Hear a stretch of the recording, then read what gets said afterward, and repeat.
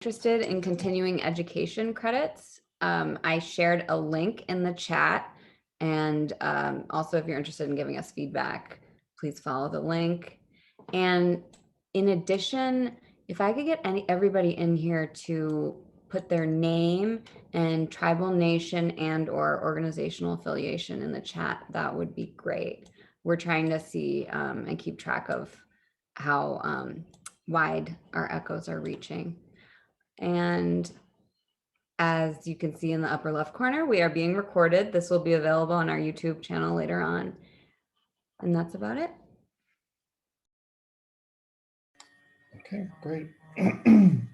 We'll start with, well, we have some presentations today. We have Imani Ransby giving updates on the Nashville area. And we have Dr. Harry Brown doing a presentation on viral variants. So if we can start with Imani Ransby, Tilo, if you'll pull up her, or sorry, Imani has it. Take it away, Imani. Thanks, Brian.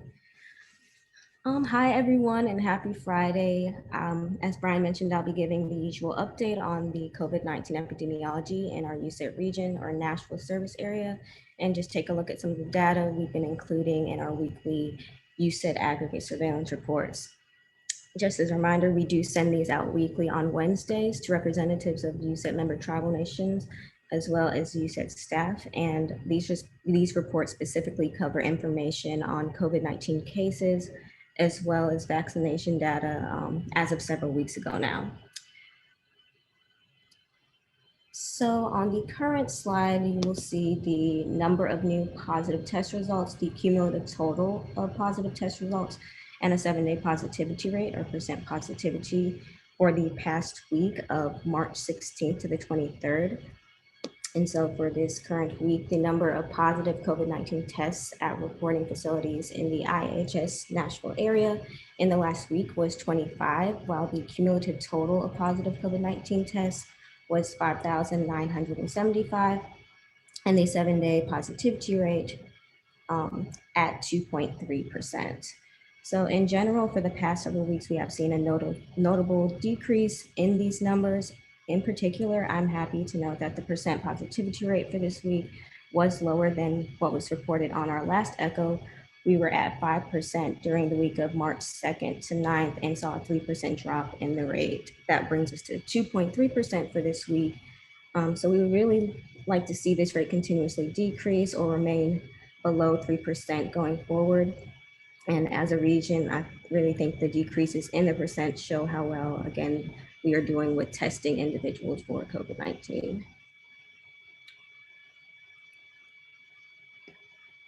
So the next slide that you see here shows you the number of new positive COVID-19 test results from week to week over a 12-week period.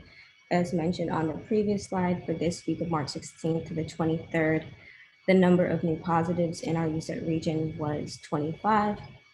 This was a slight increase from the previous week as reflected on the graph, but again, overall, we are seeing that transmission of COVID-19 has slowed down significantly since the latter half of last year and the beginning of this year. So that's good to see. The following graph featured shows you the rate of new COVID-19 cases per 10,000 by USET counties, USET states, and then the United States. A 12-week time frame is also provided for this information so you can kind of follow the trajectory of the outbreak over time. Please note that this data was not specifically, my apologies, this data was specifically obtained from CDC and state health departments, so it's not specifically, it's not limited specifically to tribal citizens.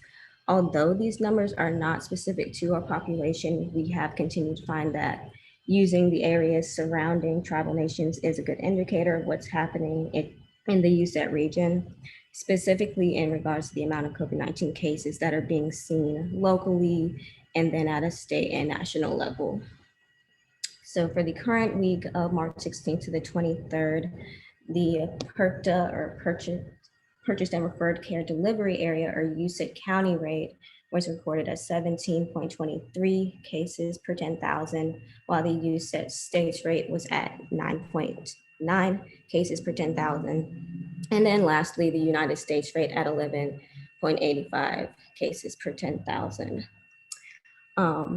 In addition, for this week, the USET county rate was highest, followed by the United States rate, and then lastly, the USET state rate. As mentioned before, we can see a clear and continuous decrease across the board, with the USET county rate still demonstrating the largest presence of COVID-19 infections at the county level compared to USET states and the United States. So over the next few slides, I'll be giving a brief overview of the vaccination data that's featured in our weekly surveillance reports. It's our hope that you find this information useful in assisting you in following and seeing the progress of vaccine administration within your tribal, nation, and geographic area. Furthermore, we also hope that the information can be used to really help drive decisions related to your COVID-19 vaccination program. So on the slide currently displayed, the percentage of population fully vaccinated is broken down by reporting facilities in the national area, the United States, and then the Indian Health Service. Please note that these graphs are displaying numbers from the previous week of March 17th, as well as for the current report week, March 24th. So in addition, I also want to mention that the information for the national area comes from weekly reports to IHS from sites that are conducting vaccinations, while the United States and IHS percentages were obtained from data retrieved from CDC's COVID-19 data tracker site. So for this past week, the percentage of population fully vaccinated for reporting facilities in the IHS national area was 27.4%, while the United States percent was at 13.7%, and then the Indian Health Service at 15%. From this, and as reported on our last echo, you can see that as a region, we are performing quite well. So kudos to everyone, and thank you for all your continued hard work in this regard. Also, please note that fully vaccinated denotes those that have received both doses of Pfizer or Moderna, or the single dose of Johnson & Johnson, which is now available. Just wanted to mention that. This graph is similar to the last one, although it displays the percentage of population fully vaccinated broken down by all of our USET states, and again, reporting facilities in the national area. And information from the previous week is also given for this, so you can see the percent increase that has occurred from week to week. Percentages for individual USET states appear to range from 10 to 17% for the current week, with 1 to 2% increases seen from the previous week.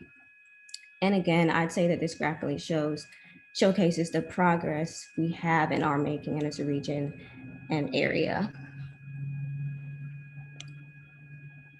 This last slide gives you the percentage of delivered COVID-19 vaccination doses that have been administered.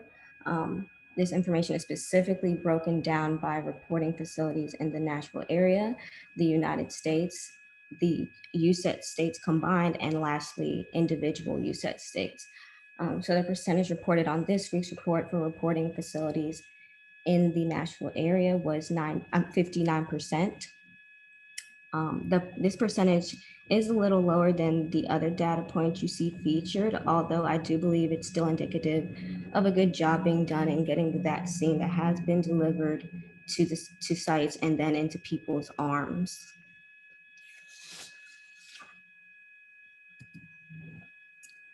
So I'd just like to close by reminding you that to please feel free to reach out to our USET tech team if you do have any questions or concerns. We are always happy to assist you with any COVID-19 related activities or general assistance.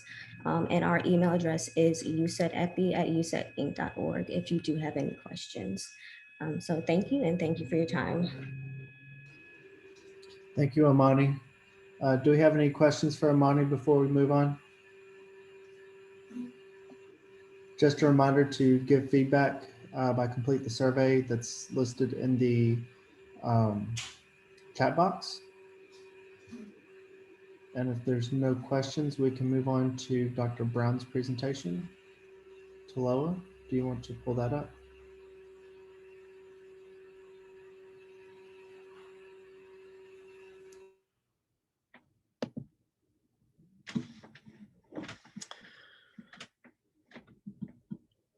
Okay, good morning, everyone.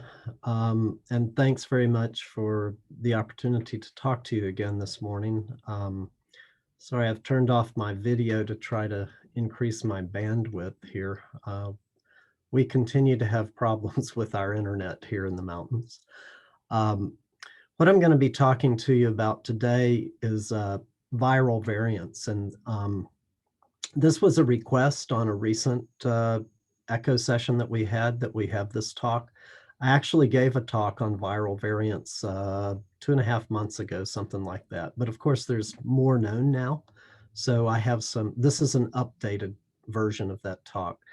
So I'll be talking just about viral variants in general and genomic surveillance means. I'm going to tell you about the CDC's current classification of viral variants, and then we'll go over some of the individual variants that you've probably heard about in the news and their clinical implications. And at the end, as usual, I'll give you a few resources, and I just want to say that I have no disclosures, no conflicts of interest. But before I go any further, I want to give a shout out too to all of you who are doing such a great job vaccinating. We have now over 1 out of 4 people fully vaccinated. That's outstanding. We need to keep pushing, and these variants are one of the reasons that we need to keep vaccinating. Next slide, please. All right, so we have to talk a little bit about basic science and what, the difference between RNA and DNA. So in our cells, our genetic code or our genetic information in our genes is carried in DNA. DNA is composed of 2 strands of nucleotide base pairs that are in this double helix that you see here on the left. This is a very, very strong chemical structure, and it's very resistant to getting broken or having mistakes made in it. So DNA is pretty hardy stuff, and that's what our genes are carried in. So RNA, on the other hand, is usually a single strand. And so the nucleotide, don't worry about that word, I'll explain it a little bit more in a second.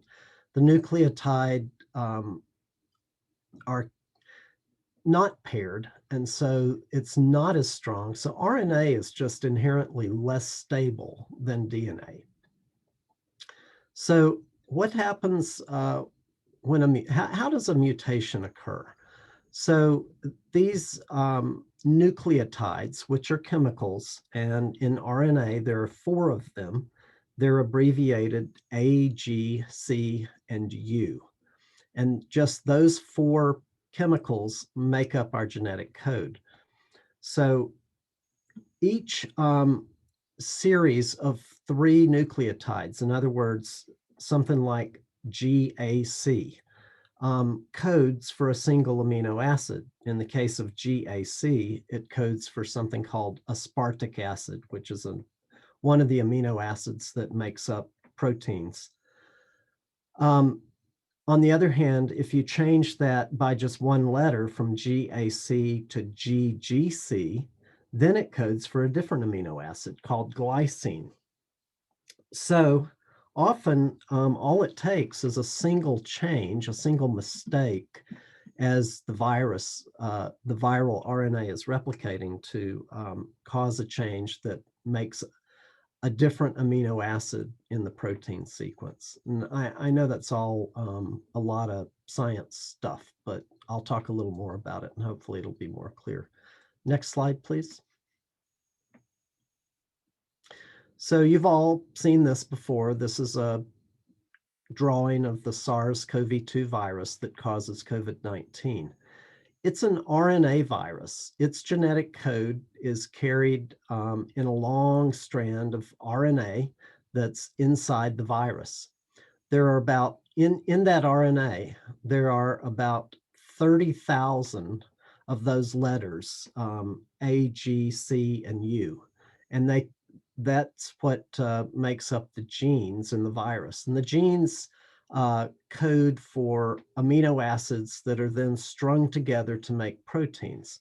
So there are 4 major proteins in the SARS-CoV-2 virus: the spike protein, the membrane protein, the nucleoprotein, and then the small membrane envelope protein. It's not important that you really remember any of that. But take the spike protein, for instance. It takes a little over 1,000 amino acids lined up to make that spike protein. So that's coded for by about 3,000 of those A, G, C's, and U's.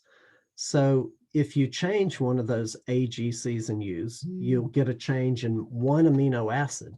Now, often that doesn't make any difference. It doesn't really change the virus that much. It doesn't make a difference. But occasionally, if you get a different amino acid in a place that's a critical place, like the receptor binding domain on the spike protein, it may change the shape of the protein enough that it causes a difference in how it binds to those ACE2 receptors in our cells. That's how the virus gets into our cells. The spike protein hooks into the ACE2 receptor on our cell surfaces, and then that allows it to enter our cells and do its dirty things, its dirty business. So RNA, remember I said RNA is inherently less stable than DNA. So RNA viruses tend to have mutations fairly frequently. For instance, influenza virus is an RNA virus, and it mutates all the time. The coronaviruses are a little less prone than average to mutation because they have a repair enzyme, which is a little unusual for a virus, but they have this. However, mutations still happen all the time. Next slide. So let's talk about the difference in a mutation, a variant, and a strain. So a mutation is simply a change in the genetic code. So one of those letters, A, G, C, or U, is changed. It's substituted. So instead of an A, we have a G. And then that can lead to a change in the, as I said, amino acid composition. So a variant is just a viral genome, and the genome is that sequence of genetic code. So the sequence of genetic code that varies from the original virus. So a variant is not exactly a new virus, but it's a little bit different version of the original virus. Now, a lot of times, as I said, these variants don't make any difference in how the virus behaves, but a strain is a viral variant that has changed in some way, that it has different characteristics. Now, those different characteristics might be in its ability to replicate. It might make it easier or maybe less easy for it to replicate. It might make a difference in how easy it is to infect a different human or a different animal. So the transmission, the going from one person to another, it might make it more transmissible. It might make it less transmissible. And then another way that it might change it is its ability to escape from immunity. Now, we can get immunity either through getting the virus and getting sick with it and developing immunity, or you can get a vaccine and develop immunity. But if the virus changes into a strain that is different enough, it might not be as susceptible to our immunity, either naturally acquired or vaccine acquired. Next slide, please. So I just threw this in here. It's a very busy picture, but I wanted you to see how many different genetic versions there are. This is just SARS-like beta coronaviruses. So this is one big family, if you will, of coronaviruses. The little yellow dots represent different variants of the first SARS virus that came out in the early part of the century and is no longer around other than a few lab specimens. The red is SARS-CoV-2, and you can see a few major variants listed there. All those blue ones are SARS-like coronaviruses found in bats and pangolins. So this is not that important. I just wanted you to see how there can be lots and lots of different versions of related viruses. Next slide, please. So at the very beginning of the pandemic, as soon as the SARS-CoV-2 virus was discovered, different geneticists around the world started tracking mutations. So it mutates all the time. Each of these little dots is a different mutation. Sometimes, it's just a single nucleotide that doesn't really make any difference, or it's a single amino acid. But some of these mutations may have multiple amino acid differences, and it changes the characteristic of the virus. A lot of times when the virus mutates, it makes it less hardy, maybe less transmissible, less able to replicate.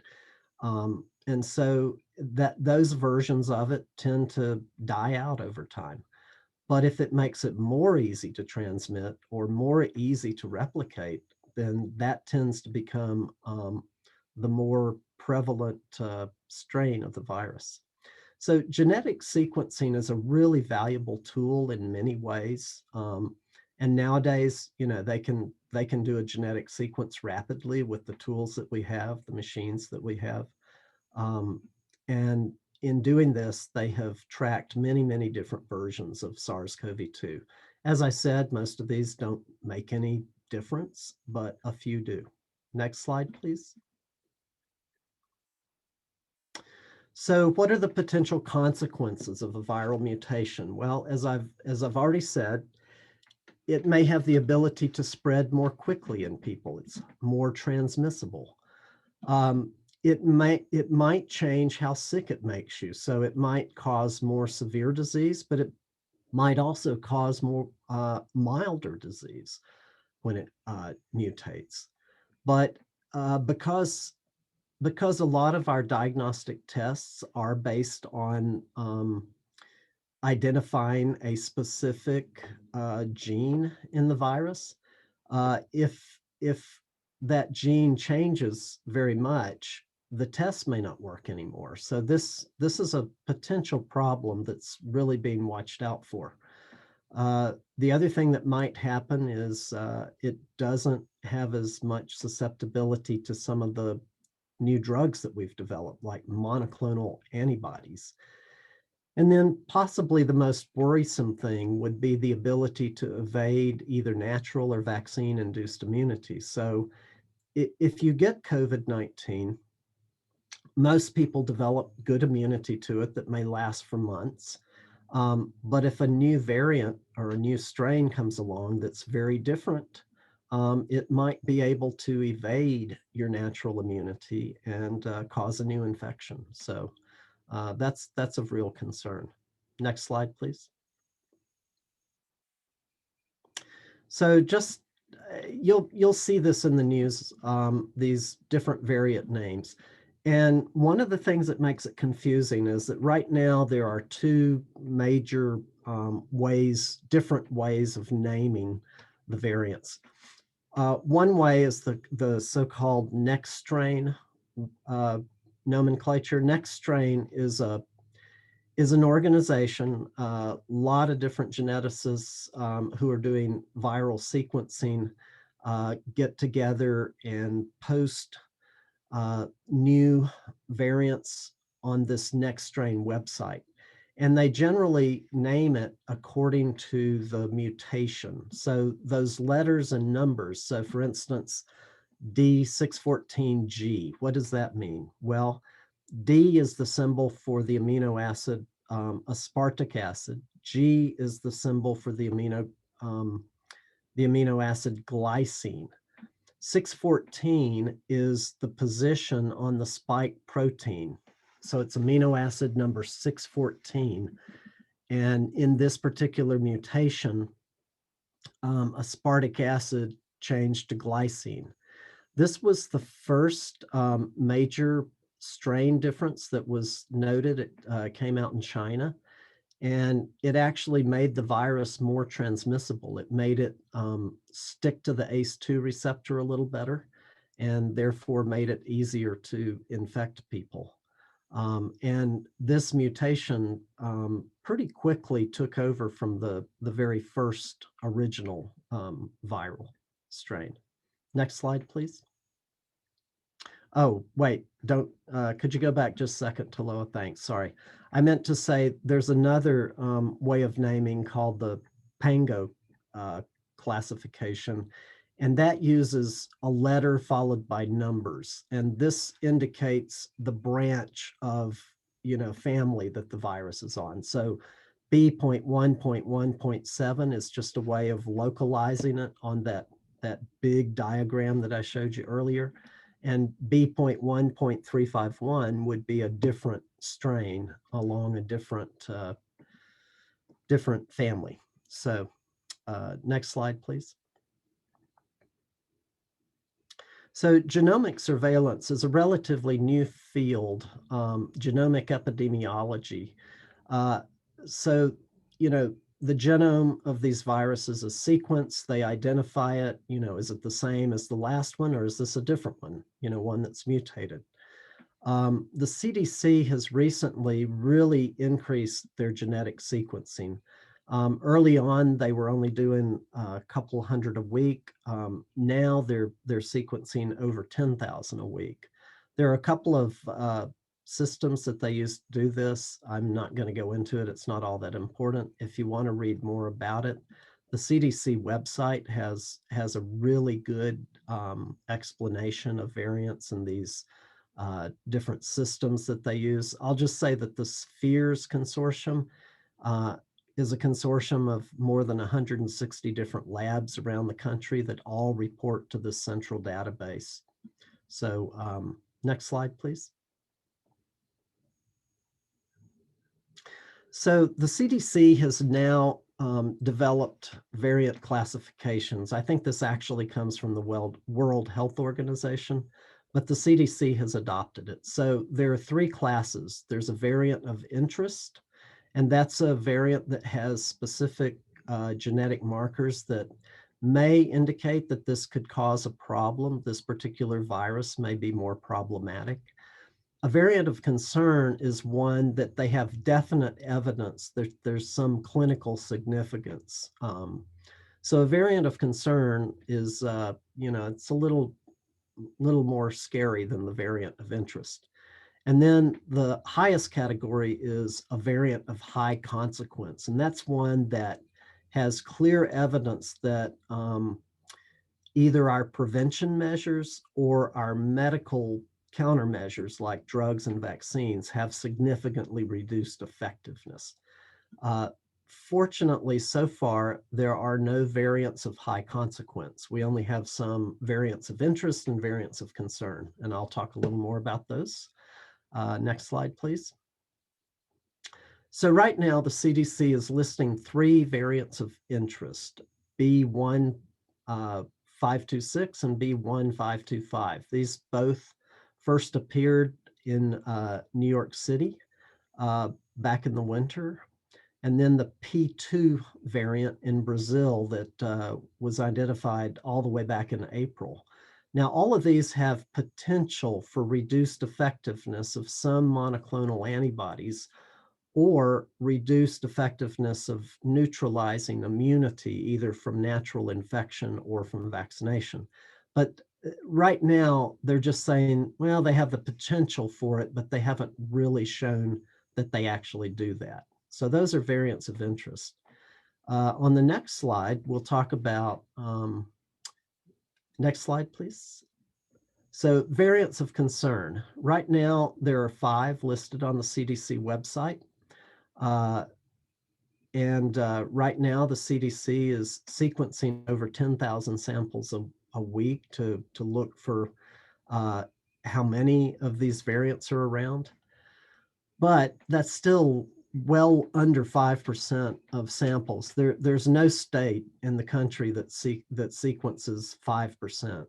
The highest is around 4%, and some do very, very little sequencing. So the maps that I'm going to show you on the next slide, go ahead to the next slide.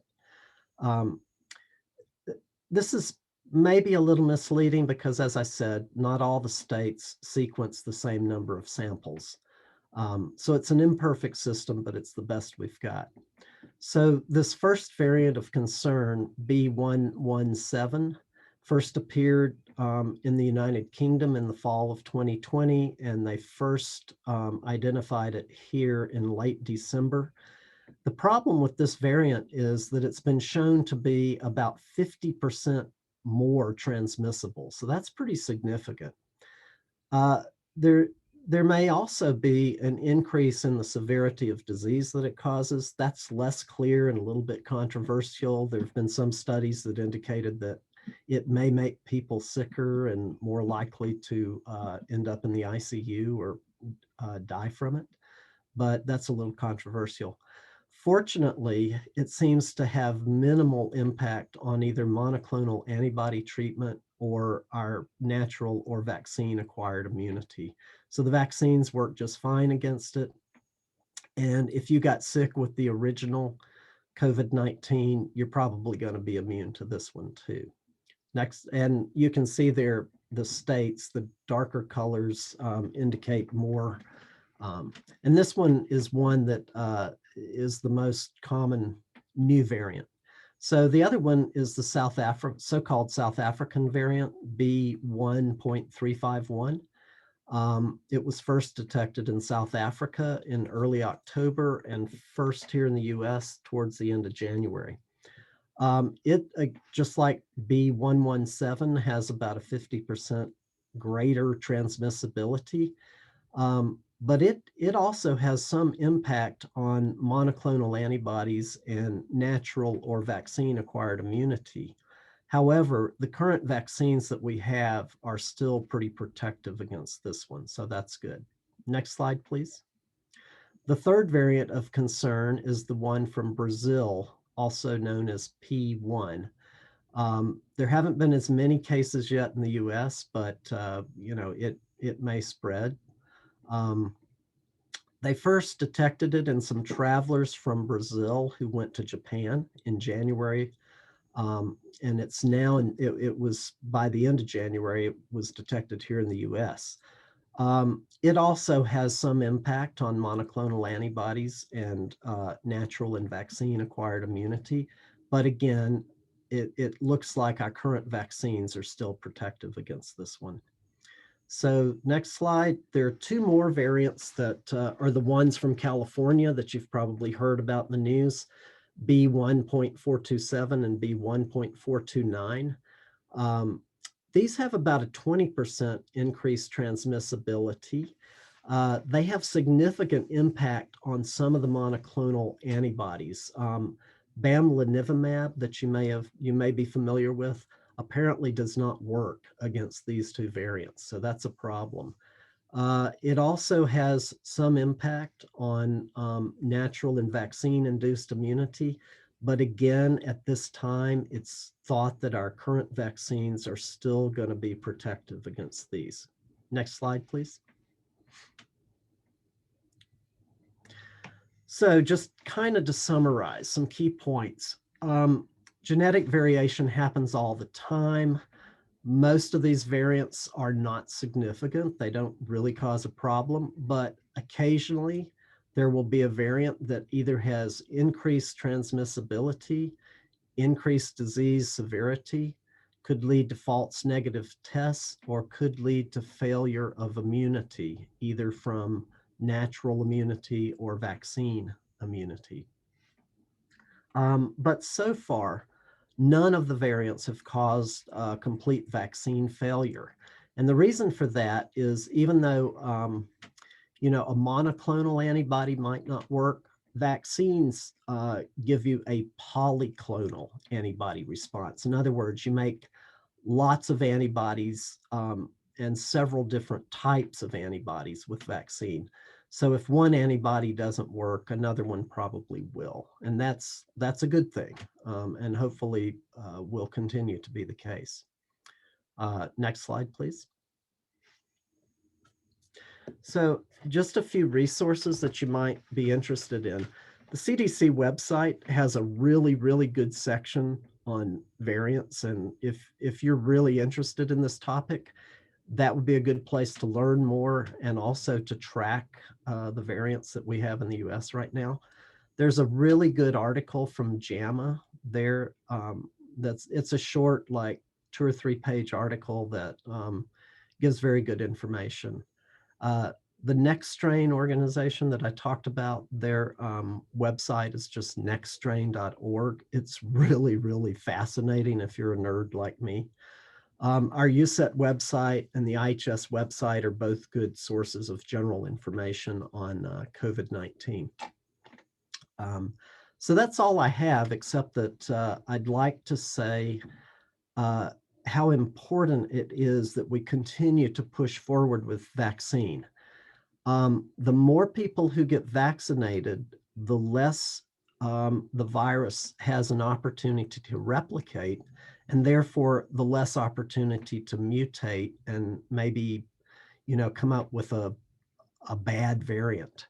So that's one of the reasons, besides just protecting people, the vaccination also protects us against bad mutations of the virus. So keep working, everybody. Have a great weekend. Thanks for your time and attention. And I'll take questions if you have any. Thank you, Dr. Brown. Just a reminder to, if you haven't already, to put your name and tribal affiliation in the chat box for attendance, and also fill out the survey that's also in the chat box as well. And then we'll open it up for questions at this time. You can either type in the chat box your question or unmute yourself.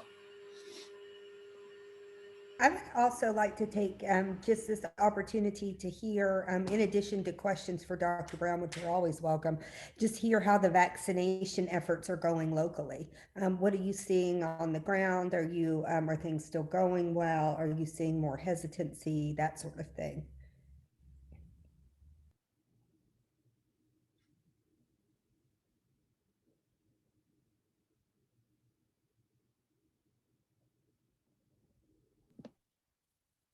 Dr. Brown, you may have a little bit of insight into Cherokee on how things are going there. They seem to be going fairly well at Cherokee, but yeah, Cherokee's had a lot of vaccine clinics. They've had some mass vaccine clinics in which they administered over 1,000 in a day. And right now, among the older people, people over the age of 70, more than 80% have now been vaccinated. You know, as age decreases, that number goes down because, of course, we started with the older people. But yeah, they're doing quite well. You know, they've got over a quarter of the population now completely vaccinated. So, but we still have a ways to go, and it's going to get harder, unfortunately. You know, it was easy to get people to come in at the beginning. We had lots more people wanting vaccine than we had vaccine. I think pretty soon we're going to hit the other problem, if we haven't already, and that is we're going to have more vaccine than we have people to get who are willing to take it. We really, really need to get to that 75 to 80% of people vaccinated to achieve herd immunity or community immunity, whatever definition you want to apply there. Herd immunity always makes me think of cows, but well, vaccines do come from cows, so True, right. The And original. sometimes those vaccine clinics treat you like a cow, so they Mhm. get you in and get you out. It is a bit of a, yeah, it's a bit of a cattle train. So is anybody else willing to share about what they're seeing locally?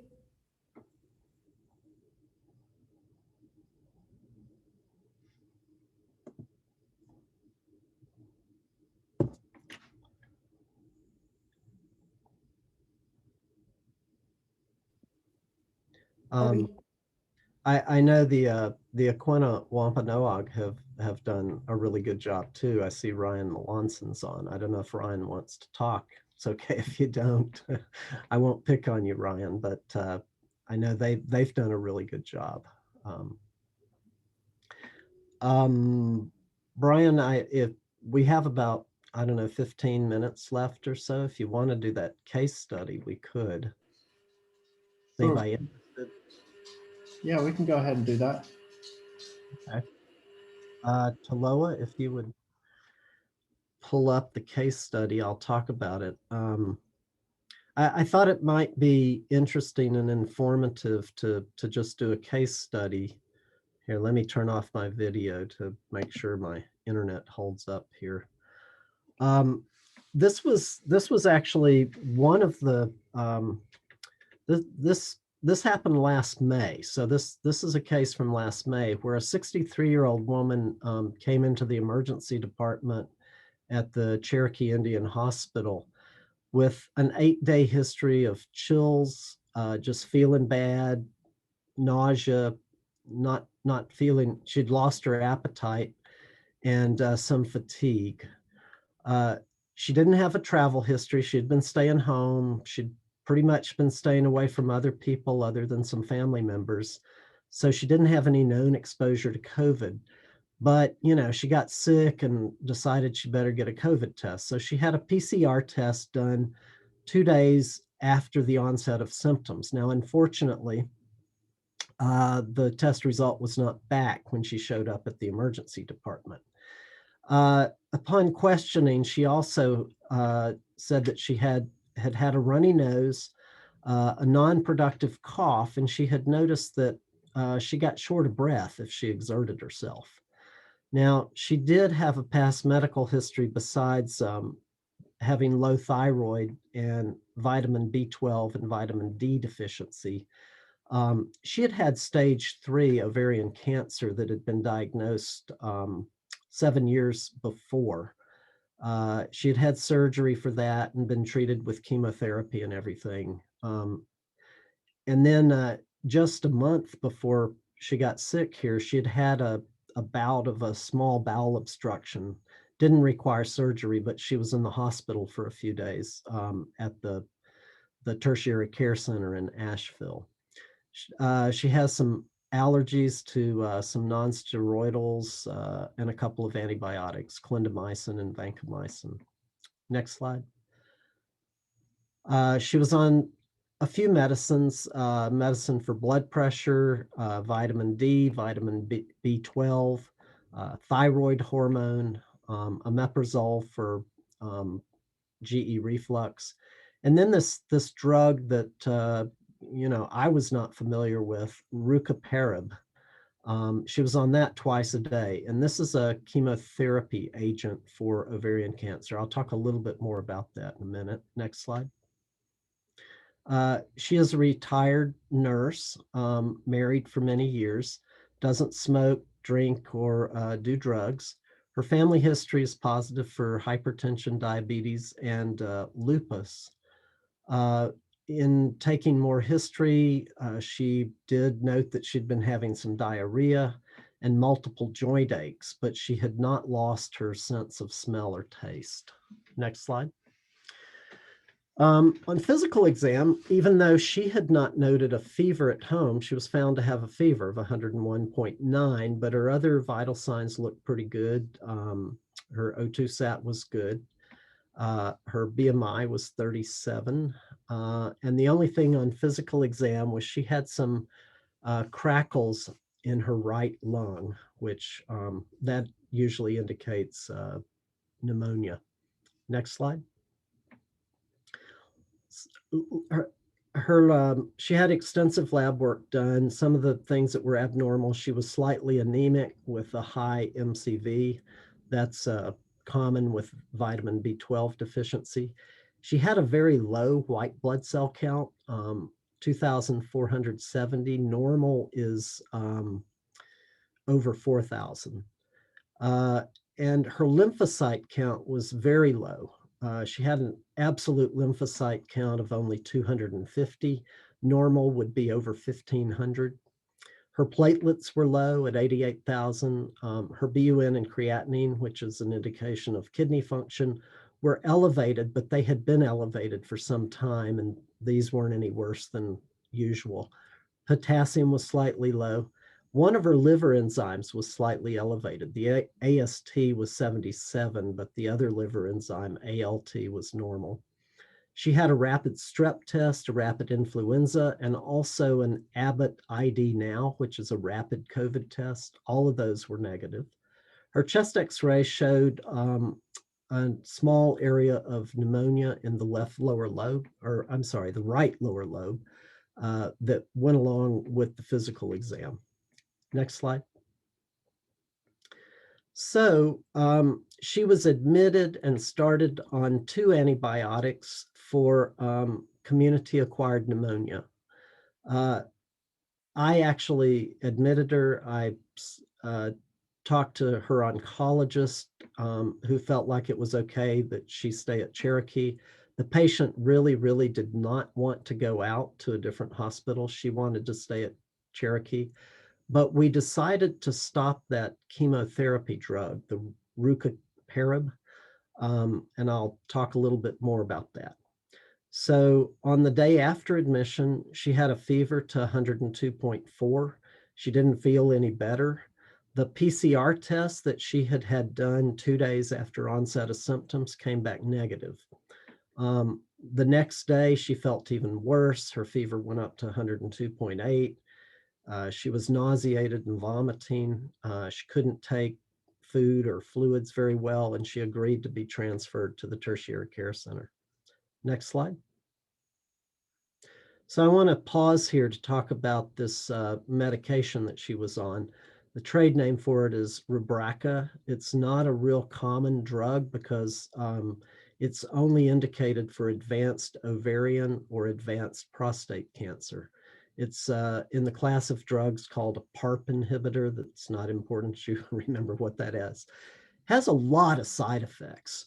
It can cause anemia, low white cell count, low lymphocyte count, low platelet count, nausea and vomiting, diarrhea, loss of taste. Isn't that interesting? Dizziness, fatigue, shortness of breath, runny nose, sore throat, elevated liver enzymes, and elevated creatinine. So it was really interesting because this drug causes pretty much everything that the patient had. And I blamed her symptoms, or well, I blamed her lab values on this drug. And that's why in consultation with the oncologist, stopped the drug. Next slide. So she was transferred to Asheville to the tertiary care center there, about an hour from Cherokee. When they admitted her, they retested her with a PCR test for COVID-19, and it came back positive. Over the next 2 weeks, she got worse shortness of breath. She developed low oxygen levels. She had to be treated with high flow oxygen. At one point, they were talking about putting her on a ventilator. They treated her with convalescent plasma. And after about 2 weeks of hospitalization, she started to improve. And after about 2.5 weeks, I think, she went home. She had to go home on oxygen, which she did not use before. But her oxygen levels, anytime she got up and walked across the room, her oxygen levels would drop into the 80s. So she had to have home oxygen. Over about 4 months, she finally felt better and recovered back about to her baseline, didn't require oxygen anymore. This patient is actually somebody that I've known well for many years, and she gave me permission to talk about her case with others uh, because I think it illustrates a number of points. So, what can we learn from this? Well, this day and age, you really, really need to have a high index of suspicion. Not every case of COVID-19 is going to present classically. Now, she had a number of features that were typical of COVID. She had fatigue, uh, and it turned out she did have fever, shortness of breath, cough. So, that's pretty classic COVID. But she had some other things that were not usual. The chest x-ray she had was consistent with just community-acquired pneumonia, not really with COVID pneumonia. Usually COVID pneumonia gives you multiple areas in the lung, not just one. She had a reason to explain all of her symptoms, that drug she was taking. That was a fairly new drug for her too. She hadn't been on that for a long time. So, the typical lab abnormalities, which she had, that COVID causes, can also have other causes. So, it can be very confusing. But I think one of the biggest learning points from this case, she initially had 2 different tests that were both negative for COVID.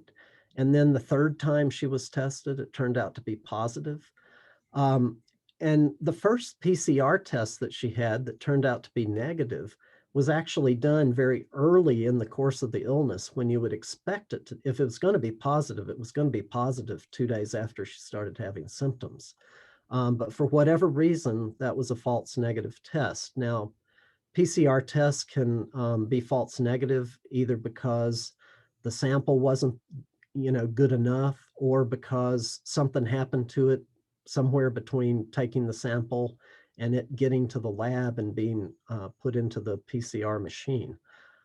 So there are a lot of reasons for false negatives. Even the best PCR tests, there's somewhere around 20% false negatives. So that's the best test we have. It's also important, I think, to remember that COVID-19 has a very wide range of symptoms.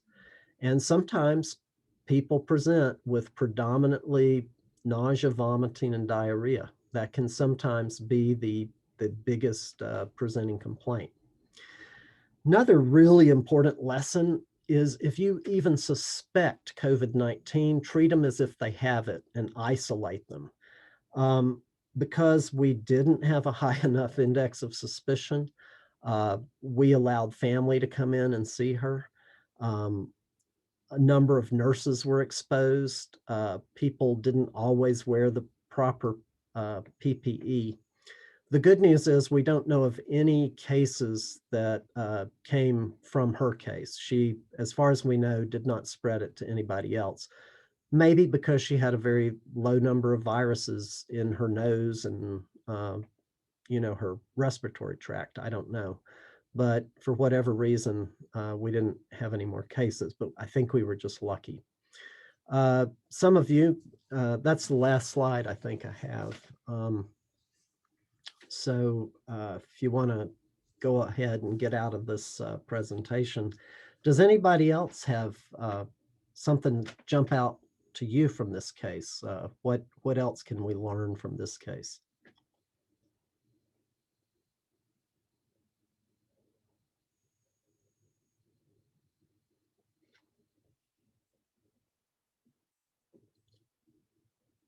Is anybody there?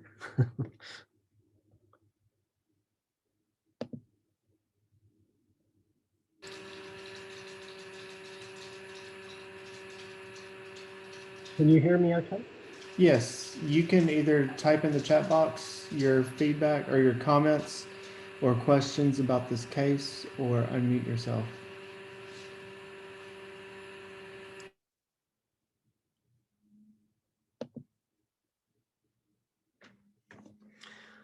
I'll have to say this was kind of an humbling case for me. This was the first actual case of COVID that I ever saw, that I know about. And I missed the diagnosis. I felt really bad about it. But fortunately, patient did okay. Probably no thanks to anything that she got other than maybe oxygen. Maybe the convalescent plasma helped her.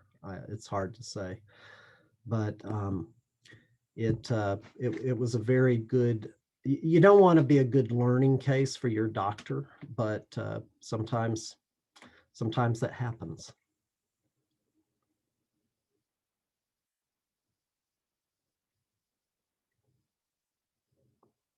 Good question. Is she living with any long-term consequences? Uh, Fortunately, no. She seems to have recovered okay from everything, although it took her 4 months. So she spent a good, and that was after she came home. So COVID really made her sick for about 5 months. And, it just shows you how devastating even the people that recover can be sick for months, and has a real effect on their life. And she didn't know if she would ever get better. She was pretty sure at one point that she was going to die. So fortunately, she didn't.